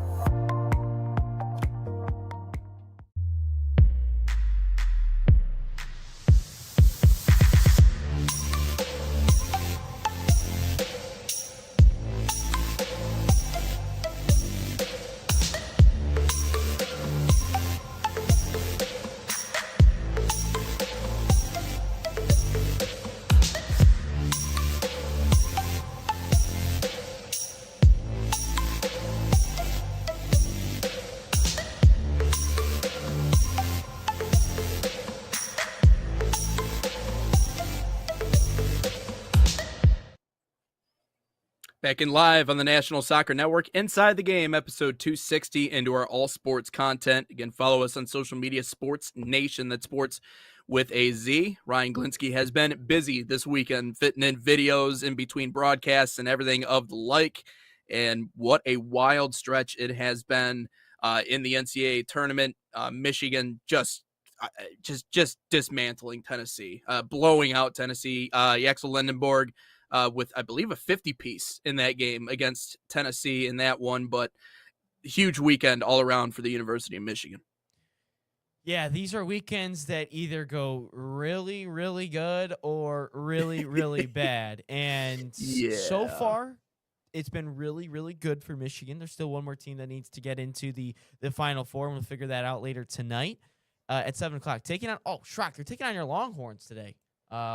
Hopefully you're still in chat. I know you just commented in it, but they are taking on your Longhorns. But Michigan basketball, they're just a buzzsaw, man. Like, So I know we talked about after the Big Ten tournament game where they lost to Purdue, and it was not a good showing from the Wolverines. It wasn't. It like the whole not just the tennis not just the Purdue game overall, but the whole weekend was bad. Like Ohio State game, Wisconsin game, and even the Purdue game. It looked horrible. And I wouldn't say I was like the world's ending type of thing for Michigan, but there's definitely some legitimate concerns heading into the tournament. And then you get into the first half, and I'm on the sidelines of the Flint City versus Forward Madison game, and I'm just like shitting my pants because I'm like, no way we're losing to a 16 seed, and I have to go on air after we lost. Like, there's just no way that's happening, right? And then since that half, they have been nothing but dominant ever since. They blow out Howard, and then remember everyone was concerned about Robbie Avila. It's not Avila, but it's Avila, I think was his name. They blow the doors off St. Louis. Alabama, the number one offense in the nation, they beat them. And then Tennessee, I mean, after the first media timeout, it was downhill for Tennessee. And Michigan is now in the Final Four. They're the first Big Ten team to head into the Final Four by scoring 90-plus points in all 4 games since 2000 in Michigan State. That's the last time a Big Ten team has done that in the tournament. And everyone remembers the last time a Big Ten team has won a national championship, and that was 2000 Michigan State. Now, Michigan, Arizona, we'll talk about it more throughout the week, but this could be one of the most hyped up Final Four games, I think, since probably Wisconsin, Kentucky the second time around in 2015, where you had the undefeated Kentucky team. Then you had Frank the Tank in the excited whites in Wisconsin knocking him down. But this team, Nate, it's, dude, when they take every little thing, like they take every little thing and they get pissed off. Like the shot that Tennessee gave Michigan after they beat Iowa State, where it's like, any words, Gillespie, for how you're going to attack Michigan? And it's, let's go get them. And then after the game, you hear Merez Johnson, he finally gets, he goes, let's go get them. Like, they take every little shot personal. And I think the best part about this team is whenever a teammate gets, like, attacked a little bit, you piss off the whole team. Like, we saw that with Carey and Merez Johnson. And Yaxel Enenberg, who I don't even think was on the floor, he's chirping. Riley Gale, he's chirping. Which, by the way, we got to have a conversation. March Riley Gale might have to be on the Mount Rushmore of basketball greats. He might be up there with Michael Jordan, LeBron James. March Riley Gale is unbelievable. I don't know what happens in March, but Riley Gale becomes this dog. I do not understand why, but he just turns into something that doesn't happen. But this team is so good, man. Like, you look at the depth off the bench, and I think they got back to themselves. And I look back at the Purdue game, and I just think you got punched in the mouth, you got out physicaled, and that's something this team hangs their head on, and they get back to it, and they're going back to putting BTA on all these teams. And by the way, there's nothing sweeter than beating 2 SEC teams on your route to a Final Four. By the way, 27 for Yaxel Enenberg. I misspoke a little bit earlier. It was definitely not a 50-piece. I don't know what I was looking at. But anyways, 50 points between the last 2 games is probably what you're thinking. That's probably what it was. It probably is a combo. So anyways, the kid's just a menace. And here's what I'll say, because when it comes to Dusty May, people, cast his coaching ability aside because he's just someone that, he just spent more money than anybody else, right? You just put the best roster together. Well, you do realize in college sports now, roster construction is everything. That is the most important thing. It is? As a head coach, is to be a good general manager. It's Wait, exactly. Right. Like, right. Isn't that crazy? This is a crazy concept. I know. But putting the best roster together and being a good general manager and a good floor manager is what makes a good coach. And Dusty May has been both of that. And it's amazing to see in real time him combine the two things. I think, to your point, I think the culture has been certainly set in stone. And I understand that maybe they're a little too loosey-goosey in the media, but if anything, I think that just shows that this team is having I think it just shows that they're having fun, maybe a little bit too much fun. Maybe they're just feeling themselves a little bit too much. I understand that. But I would almost prefer a team be loose and confident and all of those other things over rigid and cold and quiet. That's how they want to play. And so I think Dusty May is I think in the new era of the general manager head coach, which I think is a more accurate representation of what head coaches are in the college game now versus maybe what they used to be. I think Dusty May has been the standard in college basketball. Now, I don't want to go too far, right? Because he still has to win a national title. Like, we still have the two most important games on the horizon. But my goodness, he showed me a lot. He certainly showed me a lot. But the other part that I'll say here, Ryan, too, is just like, and I think we're going to start seeing more of this. I know we talked about the death of the Cinderellas. And I think that's going to become more of a storyline in the years to come, simply because these teams at the top who can't afford the best players, Michigan is built like an NBA team. Like, the way that they play is like NBA-esque, you know, and listen, I like the NBA playoffs. Okay. I understand people are, oh, March Madness is so much better, but in the NBA, you don't see as many bricks. You'll see a guy just go off and hit 5-6 in a row. In the NBA, you'll see a rebound and you'll see essentially a baseball pass from Jokic from one end to the other and a slam off of 1 foot in seconds after the rebound was done. You see the ball movement, you see the speed, you see the height, you see the athleticism.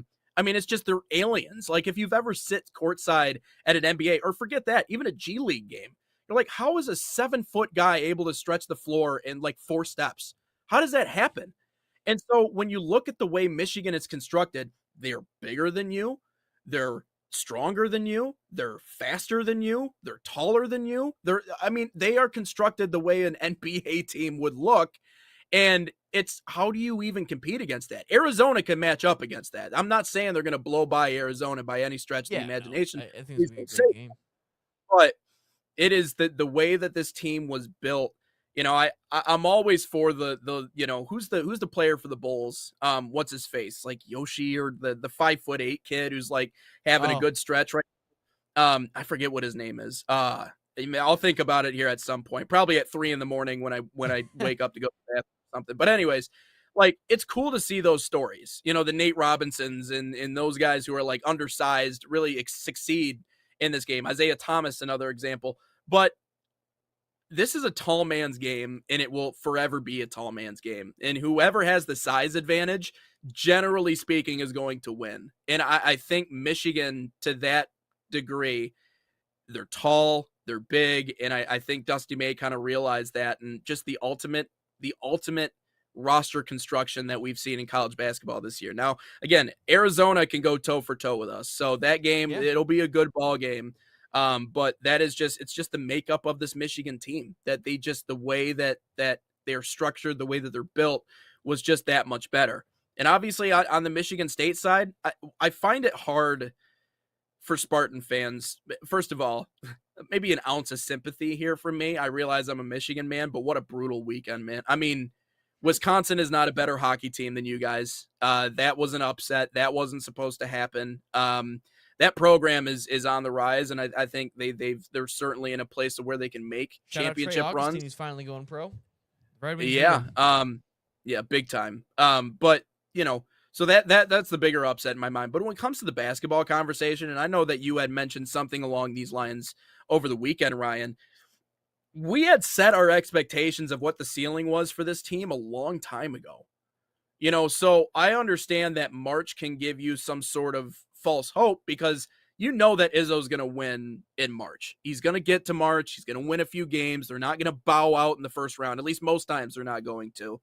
But I think it gave this team a level of false hope, because, Ryan, I just don't think they are structured right now to win a championship. We said that a month ago, said that a couple of months ago, and now we just saw it in the tournament.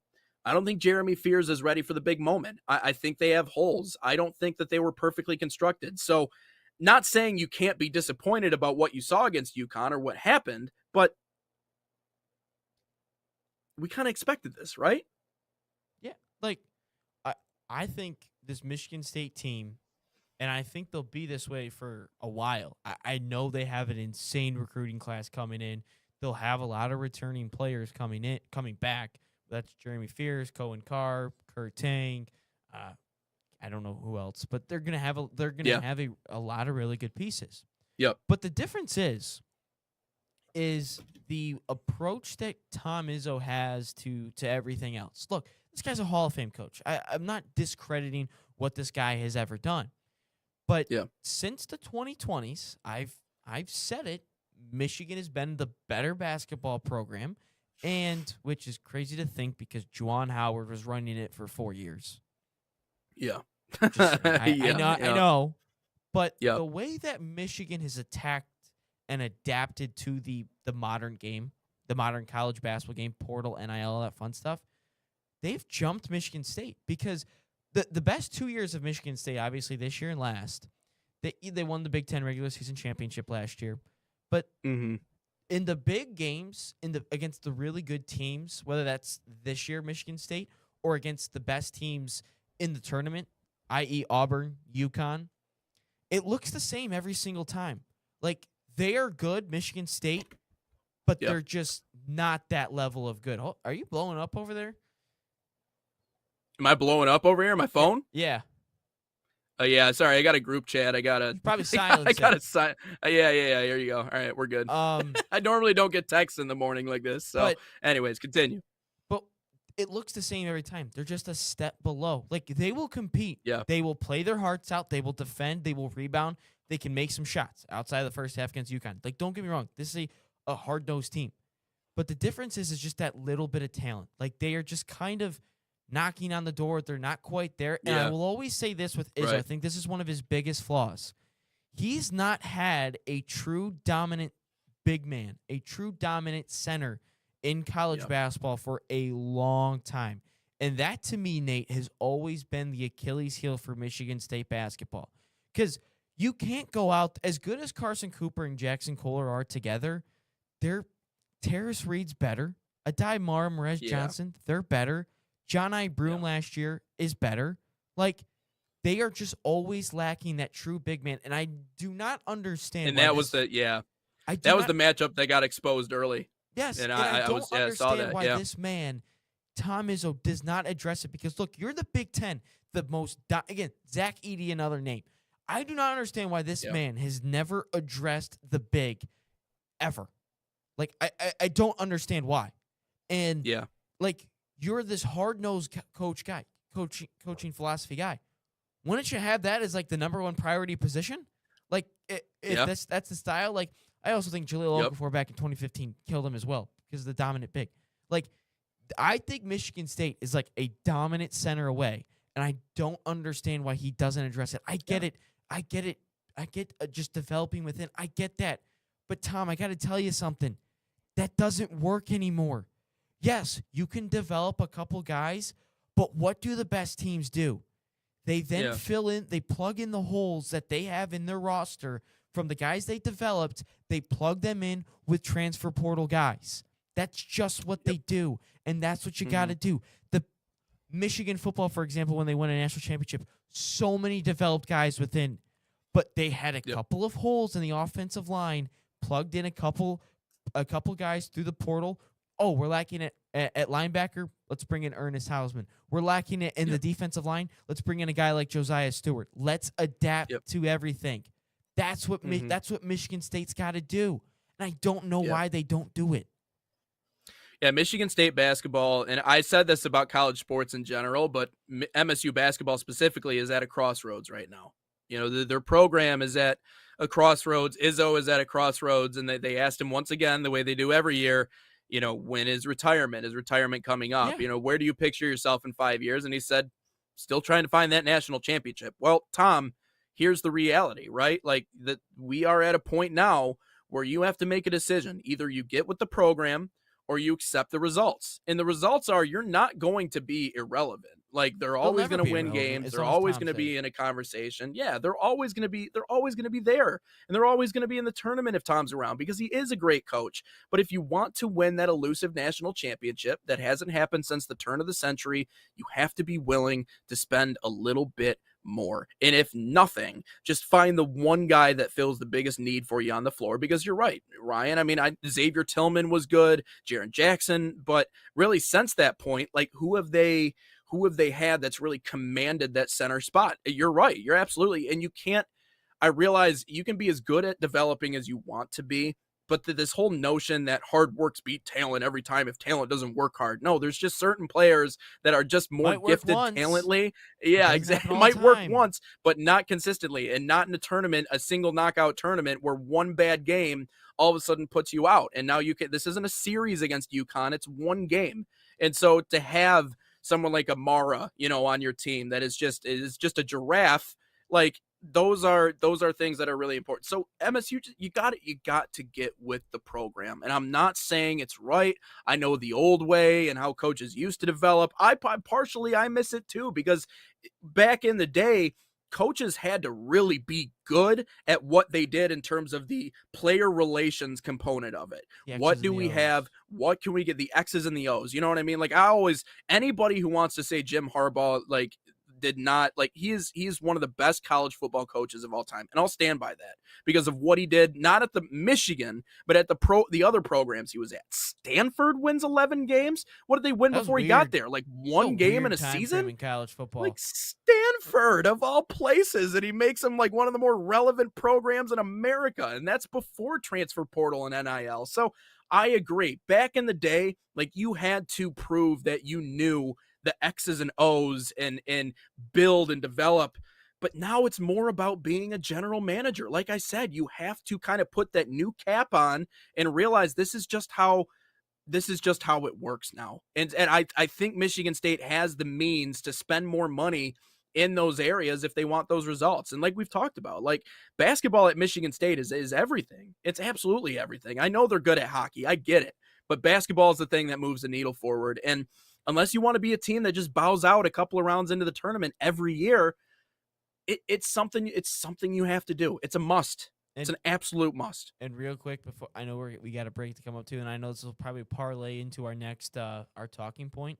Look, Michigan Yeah. State, they have 4 top 100 kids coming in next year, but like we've seen in the history of college basketball, freshmen do not win national championships. That's true.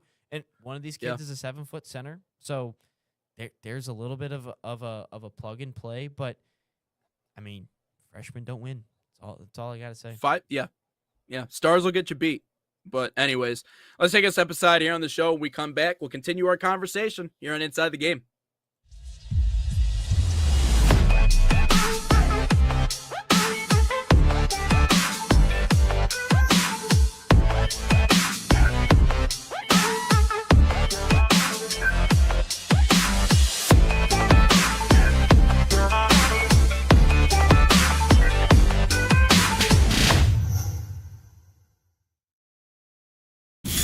Experience the thrill that came like never before with NSN's Game Rewind. Dive into full match commentaries enhanced with cutting-edge dynamic graphics, letting you relive the highs and lows of your favorite matches in astonishing detail. Whether it's a championship win or a legendary play, NSN Game Rewind bridges the past and future with a broadcast experience designed to captivate. Call 586-304-4405 and start watching today.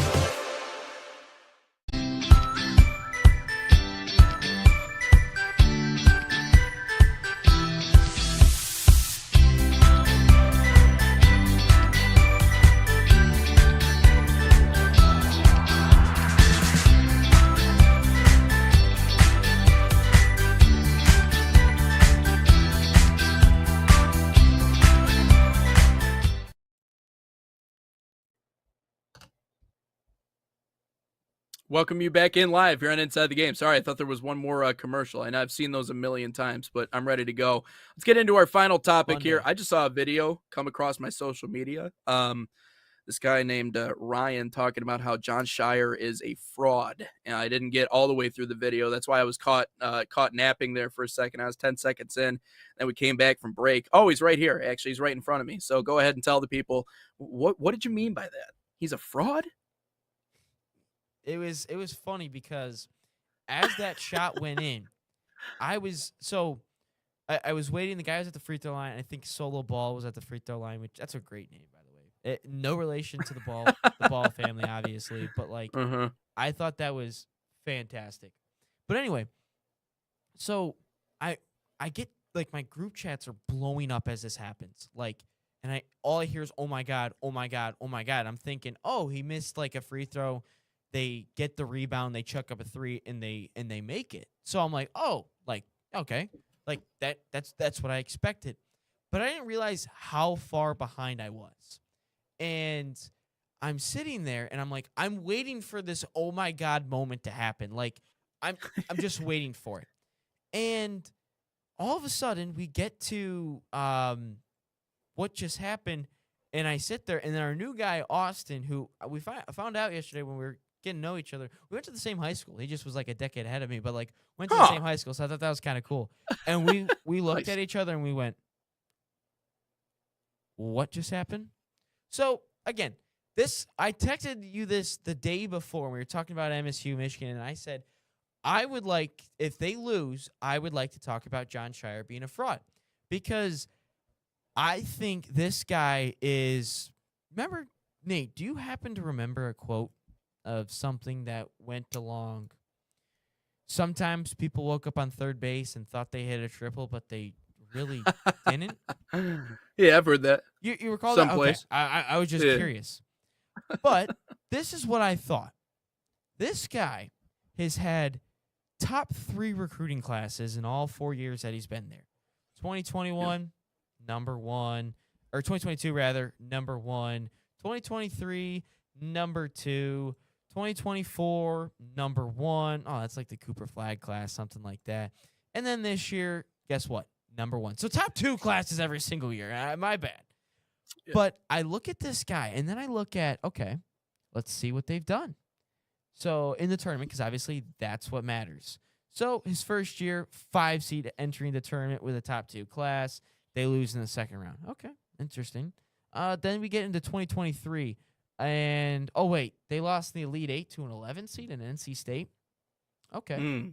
Oh wait. So we'll have a number 1 seed with potentially 2 of the top NBA rookies and a unbelievable center in Malawak and Cooper Flag and Con Knippel. We're gonna get to the We're gonna get to the Final Four, but we're gonna throw that game away. Okay.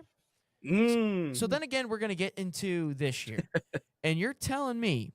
We have 3 5-star recruits, and every single player is a top 50 recruit. The other 2. And this team, Nate, never looks dominant to me, like ever. Because there's a point in time, and some of these guys have been in the program for a little bit. So it's not all just freshmen, but their stars are always freshmen.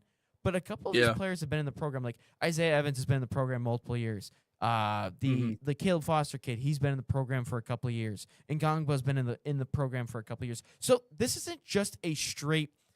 This is not just a straight freshman team. This is not just straight freshmen. They have seen, like we talked about with MSU, plugging and playing guys through the portal in your spots. They do this, but there's just times where this guy is outcoached in big moments all the time. He was outcoached. He said he was outcoached in the first round by Siena. Yes. He said it himself in the post-game interview. Is going? Syracuse. So Syracuse could be back. He's outcoached in damn near every single game, Nate. This guy is outcoached. You have top recruits. Cooper Flag, who's supposed to be this generational talent. Con Knippel, who I'm supposed to hate because he's a white boy shooter from Duke. That I'm supposed to hate Con Knippel, but I couldn't because I liked Cooper Flag so much. And this guy can't get it done. He can't get it done with 5 stars all over the place. It's almost like Coach Cal. But the only reason this guy's getting all these recruits is because of what Coach K built in the brotherhood that's Duke. That's the only reason he gets this. If you were to put Jon Scheyer in a mid-level Power 4 program, this guy's fired in 3 years because he gets out-coached in every big moment.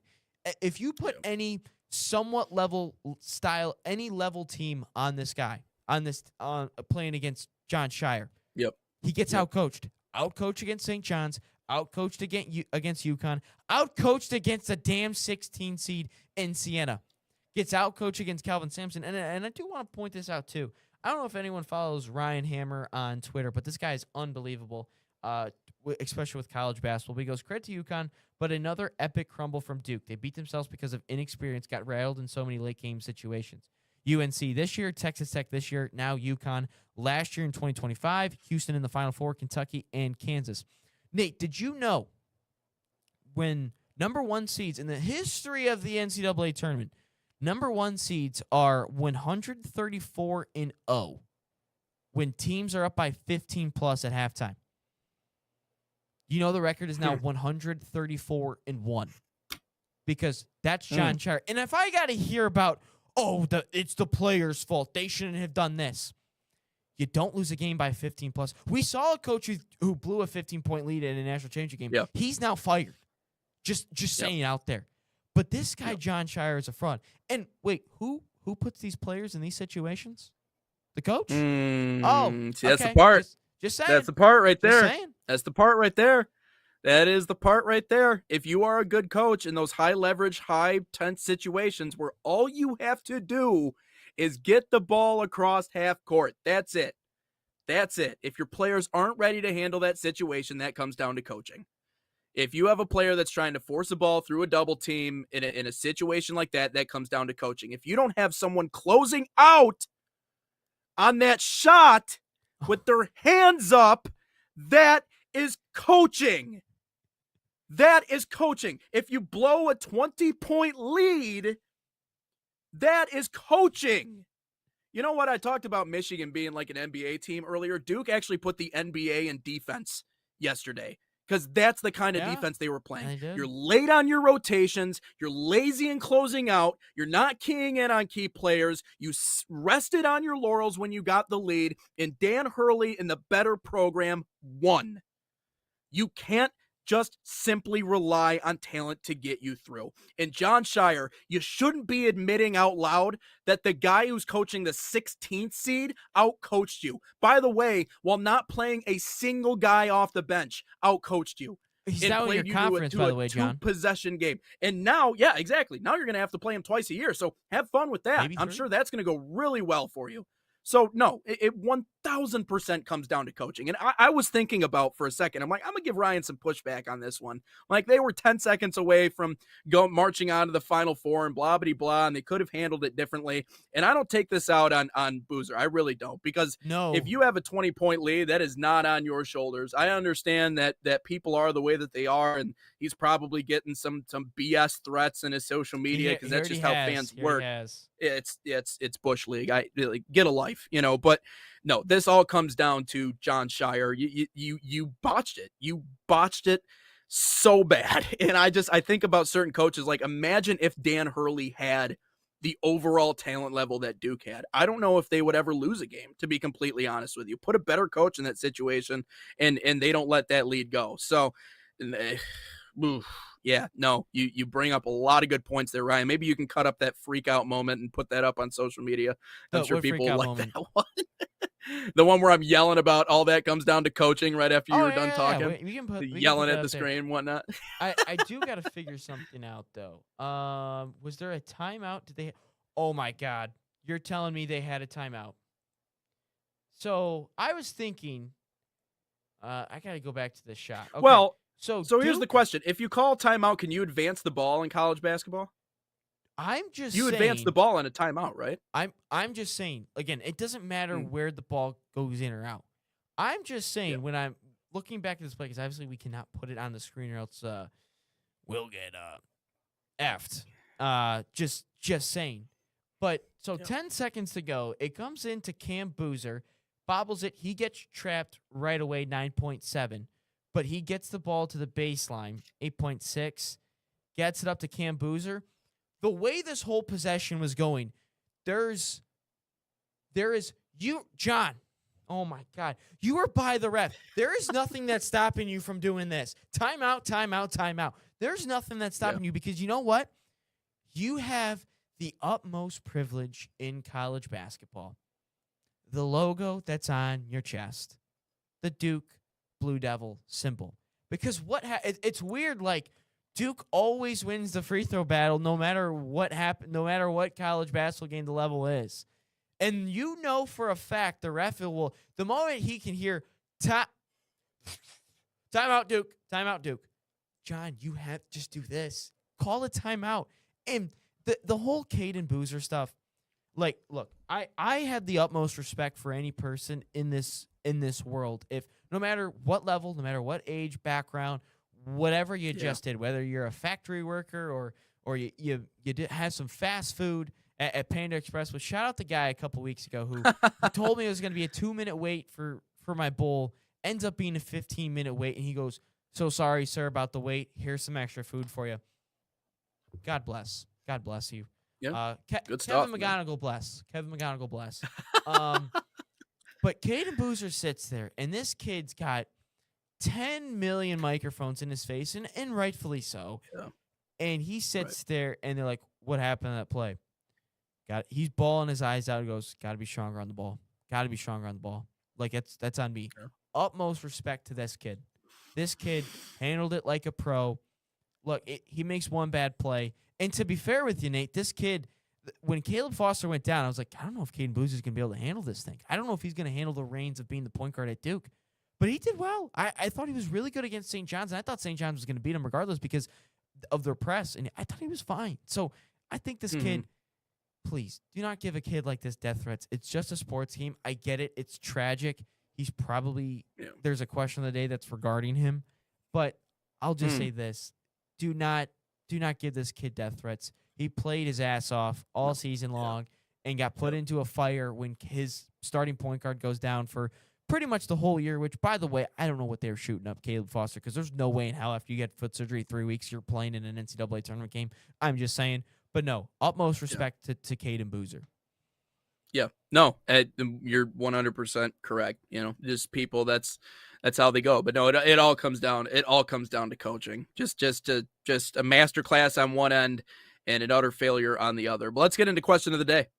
Question of the day presented by Salt Athletic, an official sponsor of us here. That clip might make it on a hype video. I don't know exactly what clip. I don't know what he's talking about. I mean, it's a non-hype video. I know. I understand what he's saying, but I don't know exactly what. When he gets fired, that'll end up on that clip on ESPN. This is all coaching. Hey, this podcast is famous now. Anyway, use promo code SN15 and save 15% off that number one spell proof cleat bag that 100% works. Visit saltathletics.com today or scan that QR code on your screen. Question of the day, though. What is the worst choke job in March Madness history? I got mine, but what's yours, Nate?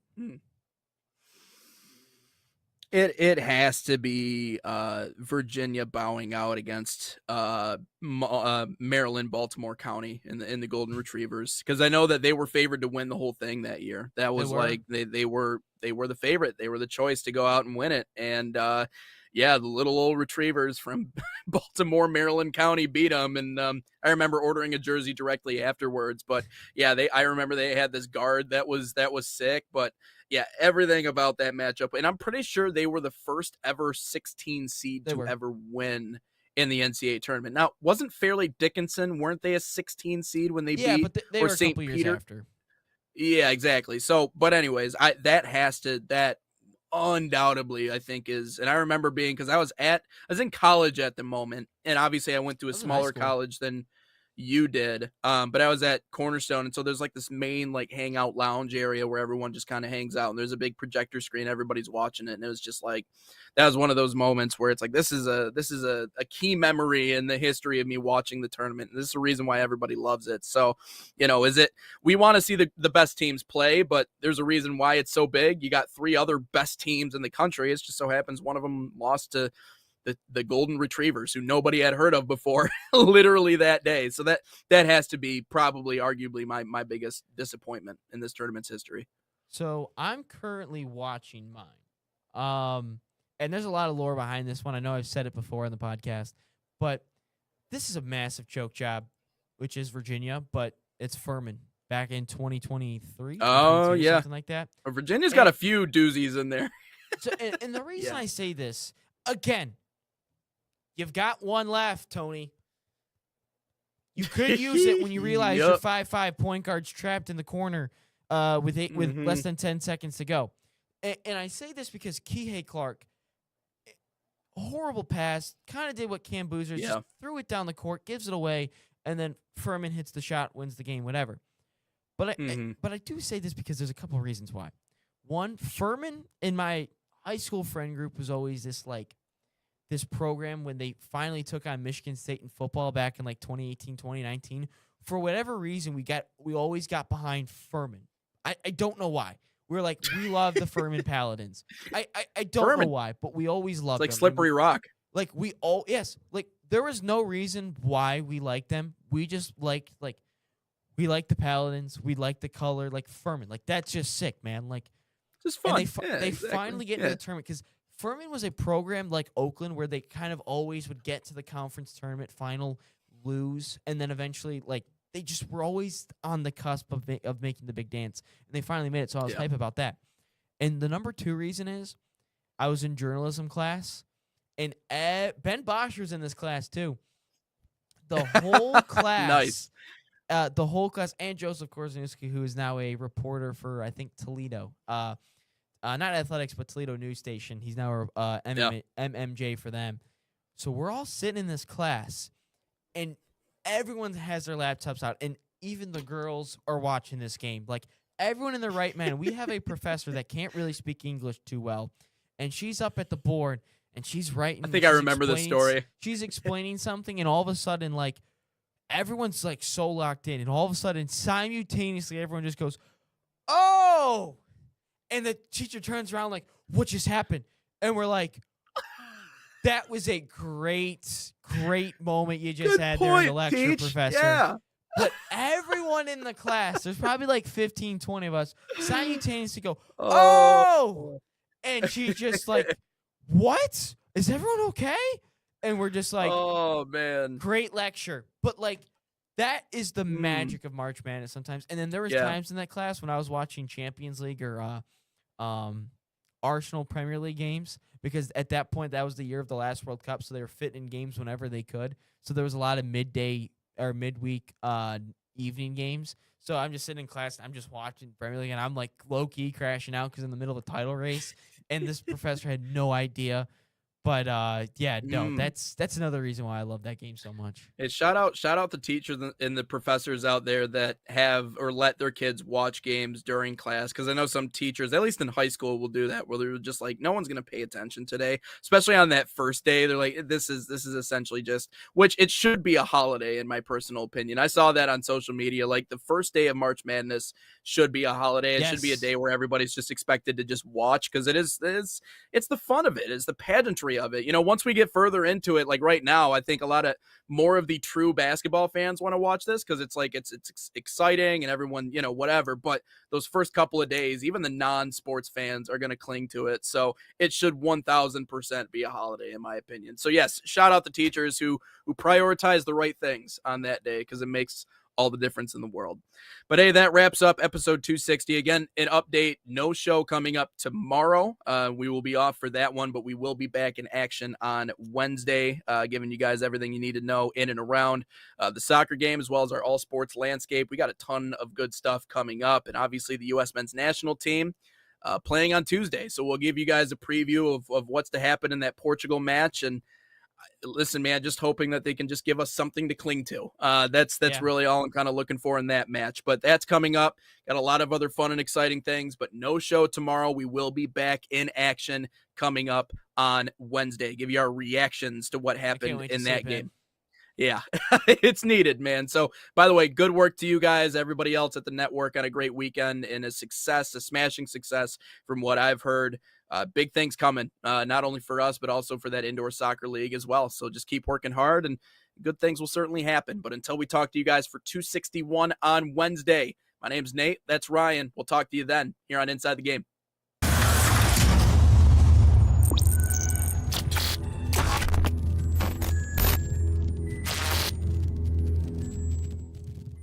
From the biggest matches to the hottest takes, Jonathan Turner and Nathan Wenger bring you the stories, the analysis, and the edge you won't get anywhere else. Streaming live weekdays at 9 a.m. on YouTube, Roku TV, Facebook, Twitter, and all major platforms. No filters, no fluff, just real talk, real soccer. This is Inside the Game.